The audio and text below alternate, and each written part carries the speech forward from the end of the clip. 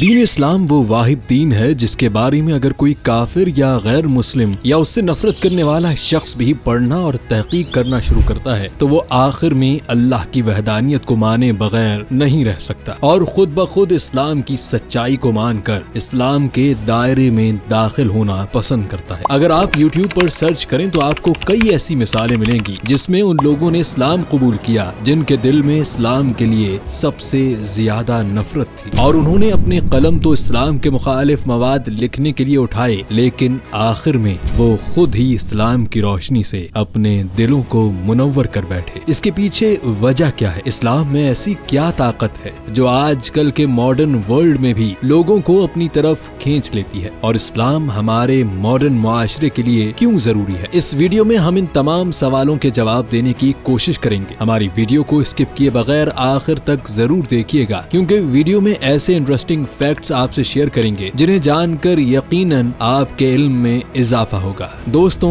اسلام کے بارے میں کہا جاتا ہے کہ یہ ایک مکمل ضابط حیات ہے۔ چلیں ایک غیر مسلم کی حیثیت سے اگر یہ سوال کیا جائے کہ 1400 سال پہلے آیا ہوا یہ دین آج کل کے انسانوں کے لیے مکمل ضابط حیات کیسے ہو سکتا ہے، تو آئیے حقائق کی بنیاد پر اس کی سچائی جاننے کی کوشش کرتے ہیں۔ دوستوں، اسلام کے بنیادی ارکان میں سے توحید یعنی اللہ کی وحدانیت کے اقرار کو چھوڑ کر صرف نماز پر بات کر لیتے ہیں۔ نماز مسلمانوں کی فرض عبادت ہے جسے دن میں 5 بار مختلف اوقات میں ادا کیا جاتا ہے، اور اگر مسلمان یہ فریضہ ادا نہ کریں تو وہ گناہ کے مرتکب ہوتے ہیں۔ دوستوں، نماز پر کی جانے والی بے شمار سائنسی تحقیقات نے یہ بات ثابت کی ہے کہ نماز انسان کی جسمانی صحت کے لیے نہایت مفید ہے۔ نماز کی پہلی شرط ہی پاکیزگی یعنی صفائی کی ہے، تو جب انسان صاف ستھرا رہتا ہے تو بیماریوں سے خود بخود دور ہو جاتا ہے۔ اگر وضو کو ہی دیکھ لیا جائے تو دن میں 5 بار نماز پڑھنے کے لیے 5 بار وضو کے دوران 5 بار ہاتھ دھونا پڑتا ہے، یعنی دن بھر کے جراثیم ہاتھوں کے ذریعے آپ کو نقصان پہنچا سکتے تھے جسے دھونے سے آپ ان سے بچ جائیں گے۔ پھر وضو میں 3 بار کلی کرنے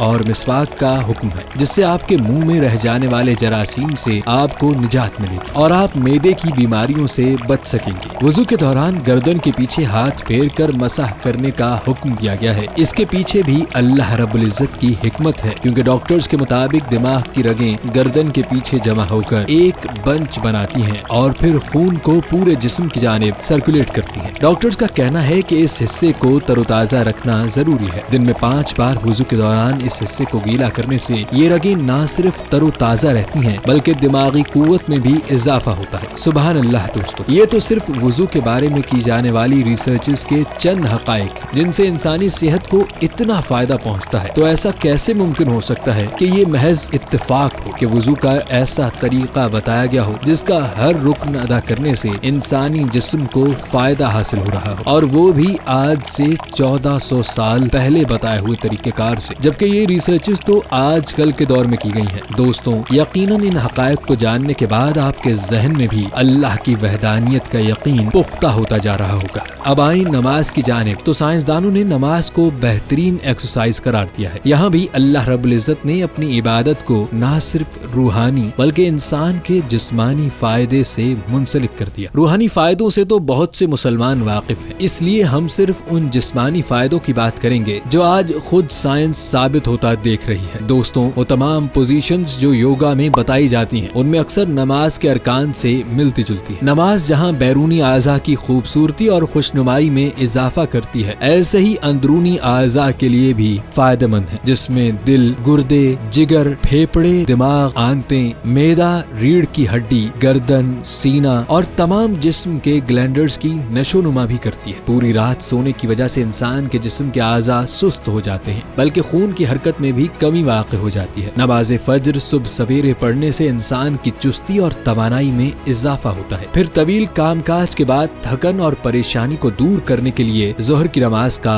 حکم دیا گیا تاکہ سارے خیالات کو بھلا کر اللہ کی بارگاہ میں انسان جھکے تو اس کے دل اور دماغ کو سکون محسوس ہو۔ واشنگٹن کے ایک ڈاکٹر کے مطابق نماز میں اتنی حکمتیں چھپی ہیں کہ کوئی سوچ بھی نہیں سکتا ہے۔ اس کا کہنا ہے کہ انسان کا دل پمپ کی مانند ہے جو پورے جسم کو خون سپلائی کرتا ہے۔ اب کھڑے اور بیٹھنے کی حالت میں خون کا پریشر جسم کے ان حصوں میں زیادہ ہوتا ہے جو نیچے کی جانب ہوتے ہیں، اور اوپر والے حصے یعنی یعنی سر کی جانب خون کی گردش اتنی فراوانی سے نہیں پہنچ سکتی جیسے نیچے کے حصوں تک ہوتی ہے۔ یہ اسی صورت میں ممکن ہے جب انسان کا سر نیچے کی جانب جھکا ہو اور دل اوپر ہو۔ وہ صورت مسلمانوں کی نماز میں سجدے کی حالت ہے۔ اس ڈاکٹر کا کہنا ہے کہ ایک ہی صورت ایسی ہے جب انسان کا خون نہ صرف سر تک پہنچتا ہے بلکہ چہرے کے ایک ایک حصے میں بھی سرکولیٹ کرتا ہے، اور وہ ہے سجدہ۔ اسی طرح نماز میں رکوع کی حالت میں کھڑے ہونے سے آپ کی کمر اور ریڑھ کی ہڈی مضبوط ہوتی ہے۔ نماز میں اتحیات کی صورت میں بیٹھنے سے گھٹنے مضبوط ہوتے ہیں اور ان کے درد سے آرام ملتا ہے۔ دوستوں، یہی نہیں، غیر مسلموں کی تحقیق میں یہ بات بھی سامنے آئی ہے کہ انسان جب سجدے کی حالت میں جاتا ہے تو اسے سکون محسوس ہوتا ہے، کیونکہ زمین کی گریوٹی اس کے اسٹریس کو کھینچتی ہے۔ سبحان اللہ دوستوں، یہ تو دین اسلام کے صرف ایک رکن کے بارے میں حقائق ہیں جنہیں سائنس نے بھی مان لیا ہے کہ ان کے ادا کرنے سے انسان کو کتنا فائدہ ہوتا ہے۔ دوستوں، اسلام مکمل ضابطہ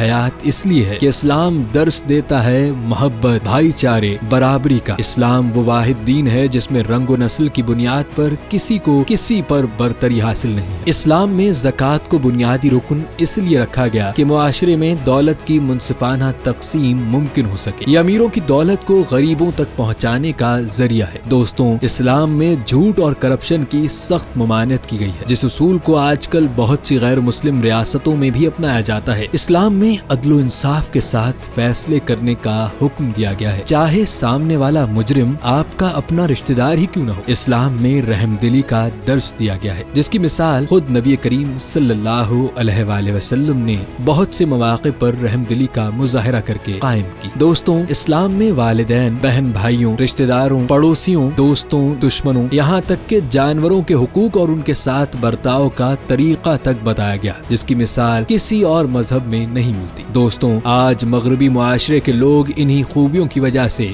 دین اسلام کی طرف راغب ہو رہے ہیں، کیونکہ جتنے حقوق اسلام میں آپس میں رشتہ داروں کو دیے گئے ہیں وہ کسی اور دین میں نہیں۔ دوستوں، اسلام دراصل امن و سلامتی اور اعتدال پسندی کا دین ہے، اور یہی وجہ ہے کہ اسلام کے خلاف جتنا بھی پروپیگنڈا کیا جاتا ہے اتنا ہی اسلام کا دائرہ وسیع سے وسیع تر ہوتا جاتا ہے، جس کی مثال 9/11 کے بعد لاکھوں غیر مسلموں کے اسلام قبول کرنے سے ملتی ہے۔ دوستوں، دعا ہے اللہ ہم سب کو اسلام پر قائم رہنے اور ہدایت کے راستے پر چلنے کی توفیق عطا فرمائے۔ اگر ہماری معلوماتی ویڈیو آپ کو پسند آئی ہو تو ہماری حوصلہ افزائی کے لیے چینل کو ضرور سبسکرائب کریے گا اور بیل آئیکن کو ضرور پریس کریں۔ اس سے ہماری تمام معلوماتی ویڈیوز بغیر کسی تاخیر کے آپ تک پہنچ سکیں گی۔ اپنا خیال رکھیے گا۔ اللہ حافظ۔